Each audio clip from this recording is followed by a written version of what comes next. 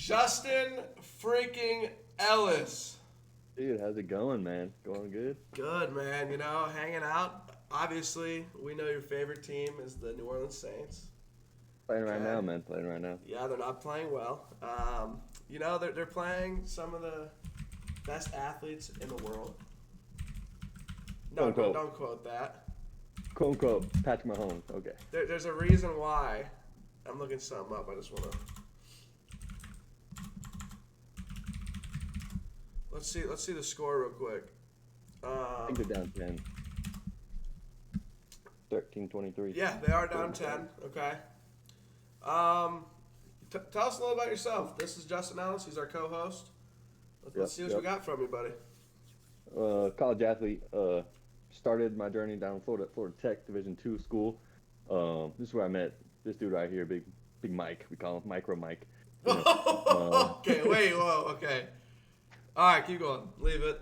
Okay, and it was kind of big news at the time. I didn't really think it would be, but Florida Tech shut down the football program, blew up on Twitter. First program to get shut down because of COVID, uh, completely canceled it. President didn't like sports, so everybody scattered all over the place. It seemed like stayed there another semester, working on my education, real smart man, trying to be an engineer and stuff. Left there, went up to Alabama at the University of West Alabama. Tyreek Hill, that dude. Here I've been playing football the last 4 years, my fourth season now. Been through injuries, triumphs, losses. Undefeated right now during our season. Unfortunately, not playing. Did break my leg, have surgery. Not good, not good. Sitting up with my leg risen. You know how that goes. Absolutely, man. But 11th team in the nation, looking good. The only thing that's fading my existence is the New Orleans Saints. How do you have a Derek Carr quarterback look so good for 2 weeks, and now I'd rather Well, take well, well. You have Spencer to. No, Rattler? wait. You have to. Okay, yes, you are going to Spencer Rattler. You are 100%. That being said, it's Derek Carr. You can't expect much out of him. He played on the Raiders forever. Didn't do anything. You expect him to come to this program to fix it? No, not at all. Yeah, definitely not a fix, but better than Andy Dalton. The Red Rocket. Well, Red Rocket, dude, I'd take him to Mars. Taking him to Mars. All right, well, I'm your host. My name is Mike. MicTalks, right? This is a podcast about all things sports.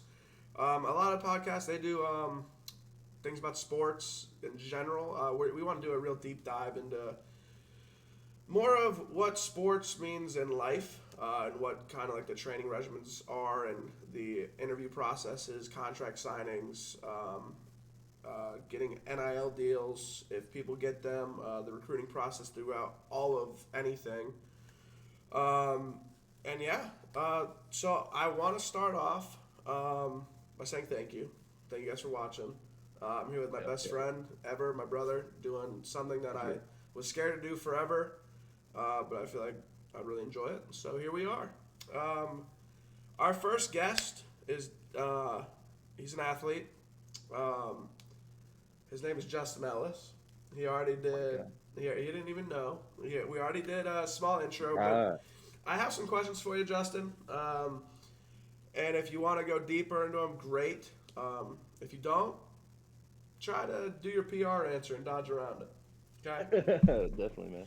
All right, so when I first met you, we talked about you in high school. You started out at one high school, don't know the name of it. If you don't want to share it, cool. And then you ended up transferring high schools to play football. My question is who in the right mind is transferring a child to go play at another high school, obviously in a more elite level? But why would you do that? What made you transfer and what made you want to transfer? Yeah, yeah. So I started at Dodge Phillips High School, kind of a powerhouse in Central Florida. Um, Huckland, Dixman there, a lot of NFL guys have been there. It's really esteemed down in Central Florida. Sophomore year, kind of got in the wrong crowd. Academically, as a kid, was always a weapon, in the classroom. Was a real smart kid. Grades started declining in the AP classes, and mom and dad were like, "What's going on here?" Uh, didn't even have a decision, on that matter of leaving that school. But I did have a decision kind of like where I could go. Bishop Moore is where I ended up transferring at the end of my sophomore year, going into my junior year. It was a great, looking back, I didn't like it. But leaving all my friends, my brothers, a good team that I've liked, but after what is it, 8 years now, Mike? High school, Yeah. uh, Well, since we graduated, since we started. graduated, what, 8 years? No, it's been six. 2024, graduated in 2019. Okay, yeah. Yeah, something like Um, that. yeah. Um, but the Bishmore, they kind of a powerhouse at that time too. Just came off a state championship a little bit ago in the 5A region of Florida, which had American Heritage and Carter Gibbons at the time, so big hard conference. Transferring was kind of hard. I went from being pretty much the only white kid on the team to being filled with them, only having a few. Uh, so it was crazy transition. I went from mediocre school to like a really rich school. So the transition from like friends was weird, but I did meet some good guys there on the football team. Still talk to them this day, brothers. Anywhere you go for football, I feel like you have a family definitely if your team meshes well with you. So junior year was a little different. Still kind of clicking with everybody, trying to find where I fit. Senior year though is when I felt part of the team. We didn't really do as well as we wanted to those 2 years, but the transition wasn't too bad. Ultimately, my parents' decision, and I enjoyed it. I don't think if I stayed at Dark Phillips, I'd be playing college ball. Okay. So Another question I had. Obviously, you said why you chose to go to Bishop Moore. yeah. Okay. Obviously, you said your reasoning. What other schools did you have on your radar that were kind of in the top three kind of choices that you had, and why? I guess you chose Bishop Moore academically and football. But what other schools did you have on your radar, and what did I know in private schools they're allowed to recruit in some aspect. Did they do any recruiting that stuck out to you, or anything that really said, "Hey, this is the family culture that I want. This is the team I want to be a part of. This is going to put me on the right path to success and make me able to play college ball." Um, wasn't really looking at playing college ball, going from that school, Dark Phillips. But talking, and they didn't really recruit too much, but it was just little talks. I talked to the head coach, Coach Hedrick, a few times. Uh, but that I went on a visit there, like a tour, campus tour, and I talked to all the coaches there, and they all seemed like pretty down to earth guys, and they knew football definitely, and just seemed like, hey, you can come here, we'll develop you. We're gonna do our best to put the best football team out there. This is a great school. Look at the prior successes and everything. And the other schools looking at like Boone High School wasn't really powerhouse. They ended up being kind of decent. And then like the First Academy and other preparatory schools around there. They weren't really football schools. Like you go there and it's 3A football, 2A football, and being the don't really want to be the biggest guy on my football team when I was in high school because I was like 6 foot junior year. I was like, don't want to be the biggest guy on that field at 6 foot. So I mean, pushing I more. don't know about you, but I would love to be the biggest dude in the field, Yeah, I right? mean, you would be a monster, right? But a little scary. I feel like I'm doing offensive tackle at that point. And but my parents wanted me to have a school that was faith oriented. If your Fishmore was a Catholic school, they give you the proper ordeals and everything, morals, to kind of guide you down life. And that ultimately like set me up for now for like a deep faith in God and Jesus and everything. And Absolutely, absolutely. Um, so obviously, you just said that you were playing offensive tackle. What and when did you switch over? I'm assuming you switched over. Did you say offensive tackle? I said if I went to one of those other schools, I feel like I would have played Oh, offensive so tackle. you were playing D end. I think I remember. Okay, Yeah, so the end. what Yeah. made you go from the most notorious position, defensive position, of not being able to catch a ball to playing at tight end, needing Yeah, to tight end catch college and football. block? Yeah. So puberty hit me late. As I was saying, like I was 6 foot, now 6'5". Uh, Junior year, I kind of told the coach, hey, I play D and tight end because sophomore year I was transitioning from defensive end to tight end because I wasn't gonna play defensive end at Dr. Phillips, so I would have played tight end. So I was like, I'm trying to play both or play, and they were like, well, we have like three tight ends already. We use one at a time. I mean, why don't you go to DN? So I ended up, they just made that choice for me. I ended up playing DN. But senior year, played a little tight end, not a whole bunch. And then going into college, I was like, I know I played the end because of my size, and now at this point I'm taller, skinnier, faster. Yeah, my senior year of high school, I was 6'3", 230. Going into college, I was 6'5", 200. So Okay. a little different mentality. Absolutely, So man. Did you see a huge change in your mobility on the field and in the weight room when you lost that weight? oh, oh yeah, mobility definitely. Fast as I was probably freshman year of college. I was pretty fast then. Uh, Strength wise, I came in. I've never been strong until like recently, but Got that freshman year weight of college, room. yeah, losing that weight, I was weak as heck. I think I was benching 175 freshman year of college. So I mean, saw a decrease in like upper body strength, but I saw an increase in speed and mobility and agility. So that's kind of what I needed in that transition. So it helped me out well. Absolutely, man. Obviously, I know this answer. I've known you for a while. But why don't you tell people that are listening in what, if any, adversity have you faced? That could be injuries, that could be academics, that could be family matters, which you don't have to share. But anything that's challenged you in both, mainly in athletics, but more importantly in, or no, yeah, mainly in athletics, but in academics as well.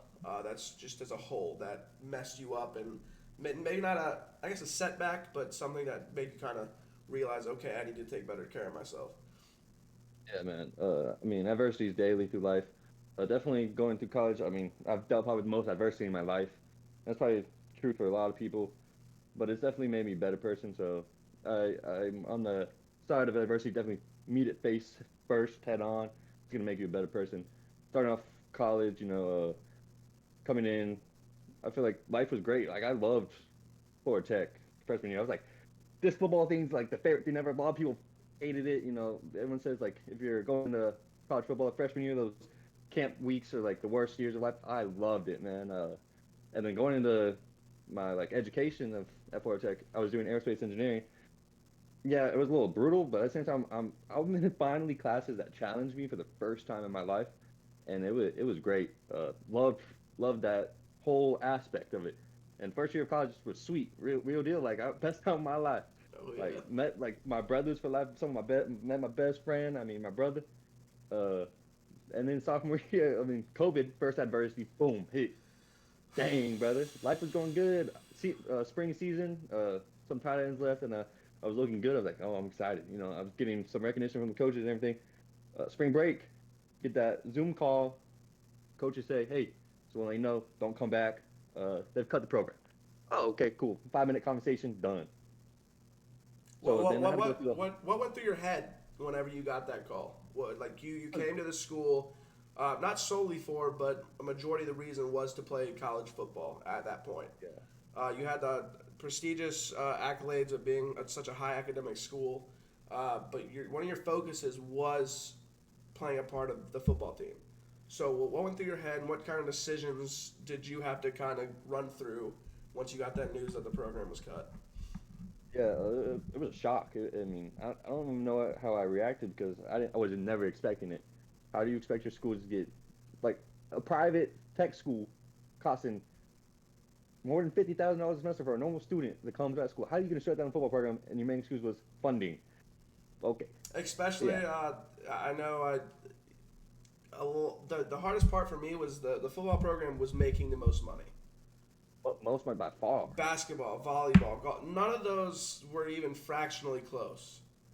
Right. And they cut that program. We used the stadium that wasn't even ours, and Yeah, all that. So that didn't add up to me. I think that the dean really didn't like football to begin with.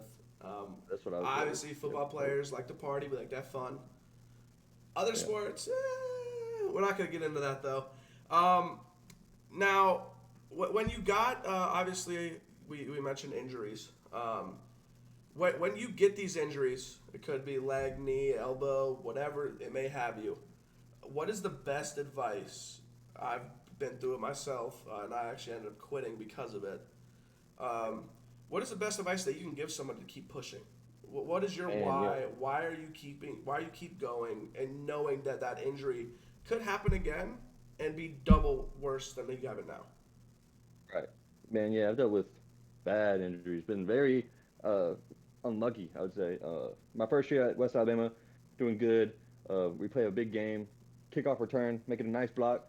Uh, Return man gets technical over my ankle, tore ligaments, broke my leg, broke my ankle. I had to get surgery. Out for the rest of the year, but it was week 8, So I was missing 2 more games. Didn't really hit me then. It wasn't too bad. Bounced back in the spring, and I don't know what it was. I don't know if it was ankle mobilities and everything, agility. I came back better than ever. Like I was moving faster, stronger. I don't know if I took care of my body that time. I did go on a like really cool little diet at that time, so it was a lot of aspects. It didn't really hit me that much. The one that hit me is last season. I broke my arm, season-ending injury. I was ready for that season. It was supposed to be kind of my season, my breakout season. Ended me before we even started. Week before the game, broke my arm. Was gonna come back week 4, and it kind of that's when the injury hit me, and I bone shifted in the cast. So that pushed me for out the season. Was no comeback from that. And what I would like suggest, keep your head up. Find a small circle of people that you can rely on that bring you up. Because injury like that or any injury, you don't want to be alone. It's a tough ride. Lean on your fellow teammates, your friends, family, and pray to God. I found God last year, definitely, mainly through that injury. Was praying to God. I was lucky to have a nice support system around me. My girlfriend helped a lot, and then that's my suggestion. Just rely on people. Doing the same thing now with my leg. Just relying on people for my happiness. Football is not gonna be here forever. I have to realize that. Eventually, I don't know if it's today, tomorrow, 10 years in the future. Football, I'm gonna have to put the helmet up, cleats down. So I mean, I gotta see who I am without football. Injuries let you do that, unfortunately. I'm kind of taking this as, right now I'm taking it slow, trying to heal a little bit before I get too excited, start working out again and everything. But I gotta find who I am off the football field, and kind of what the coaches expressed to me too. Like, hey, injuries happen. Find who you are without football, and I would suggest that too. Absolutely, man. Um, so another thing I kind of want to go into is what is your end goal with all of this? Well, why are you still going? You have these injuries. You're having things that, from experience, you see me. It's giving me problems on the daily, and you know that's going to happen. What is your end goal in this? Do you want to go to the league? Do you want to be on national television, living out your childhood dream of playing football with some of the best athletes in the world, or are you doing this just for the check? Well, what is kind of your thing? Yeah, man.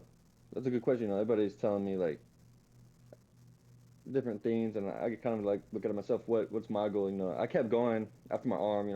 I wanted to kind of end it after that, but I was telling myself like I owe it to myself definitely. Everyone like I said, I didn't think I'd be college ball Art Phillips. That's not because of my athletic ability. That was what got me to college football.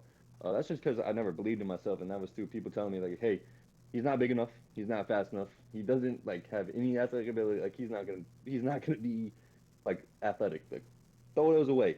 Work on the education. So I got to college football, and man, like I said, first year loved it, man. That was like the coaches, like that coach, Coach Fouch, who's now at Arkansas. Man, I love that guy, man. Yeah, I don't think he knew it, but he helped me a lot just to find my love for football, like passion for it. And I keep going, not for any other reason, but to prove myself right. Like I belong here. Like these people around me, they ain't different from me. I can compete at a high level, and I'd be lying if I said like I don't want to be at the NFL catching balls from Derek Carr, scoring touchdowns in the Superdome. You know what I'm saying? Absolutely. That's always in the back of my mind. I think that's why it's so hard to give up. Like I know no matter what everyone else says around me, if I believe I can make it, I can.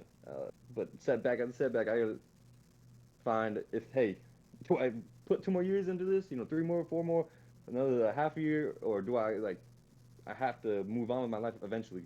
Do I make that decision now? And that's a tough decision. And anybody that's trying to make that decision or is making a decision, rely on God. I would say like pray to God, see what's in the fold for you. And that's what I'm doing, man. Like it's a hard decision. I could have 2 more years after this, so I don't know what I'm gonna do. It's looking like probably putting it up, just because injury after injury. I'm not trying to be the Tin Man leaving college, moving like Mr. Roboto, but we'll see. Absolutely.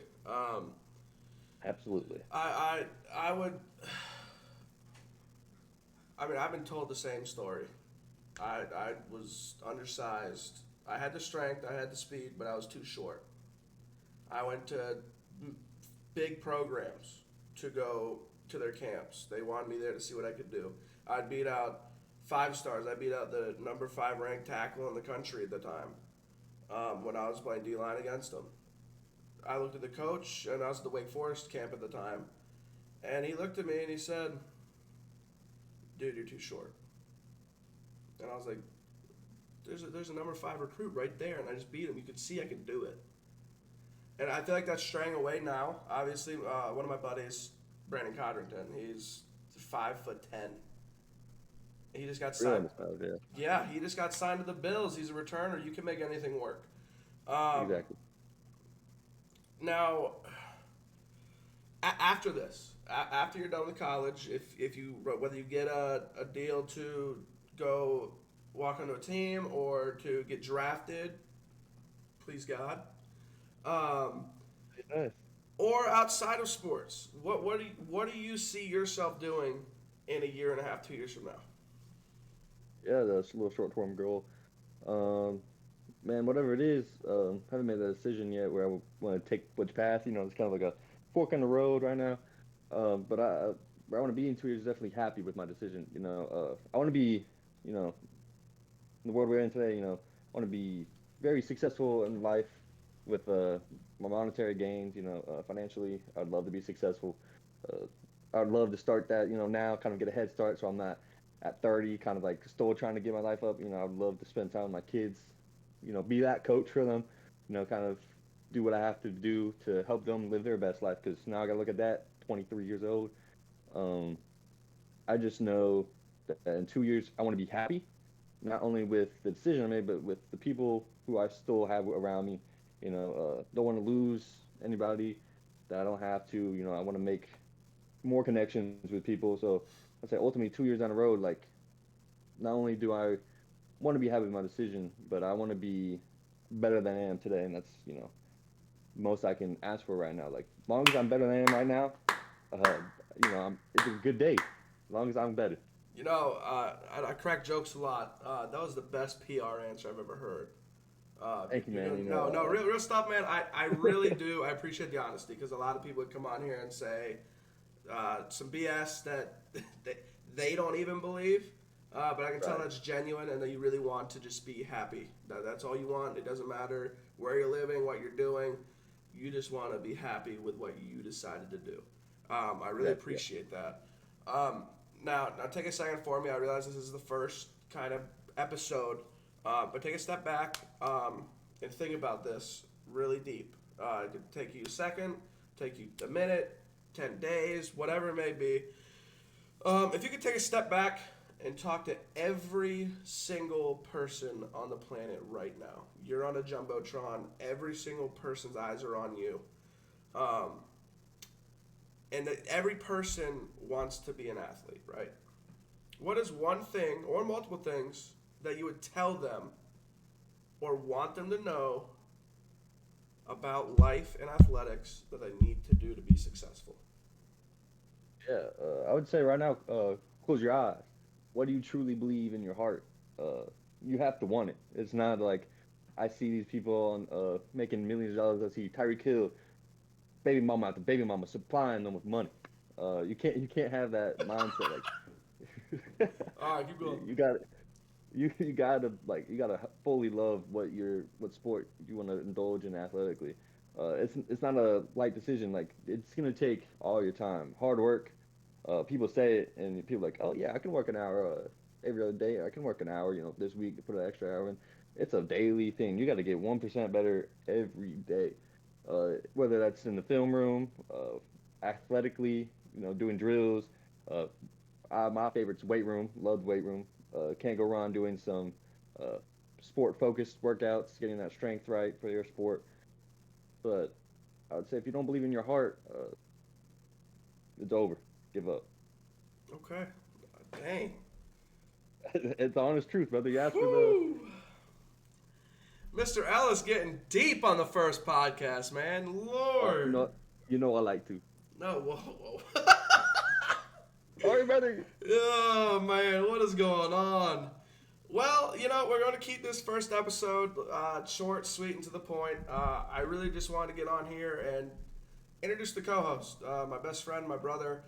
He's generous enough to give me the time of his day to get on here and record something that I wanted to do. He didn't even mention it to me. I came up with the idea, and he said, yes, I'll be there. So that if you're looking for people that you want around you, from the bottom of my heart, this is the dude. This is people like him need to be around you. They push you to get better. They support you in your dreams and goals. And yeah, Justin Ellis, college football player, hell of an athlete. I really appreciate you coming on here and being a co-host and sharing your story. Yeah. Love spreading my story. You're a clown, dude. All right, everybody. I really appreciate everyone for watching. If you could, there's a subscribe button down below and a like button. If you want to share it, go ahead. You don't have to. I really don't care. But yeah, every week, or not every week, whenever we can, we got to get athletes lined up. We're going to release a podcast on YouTube and Spotify. But yeah, I love everybody. Have a great night, and enjoy the rest of your week. Peace.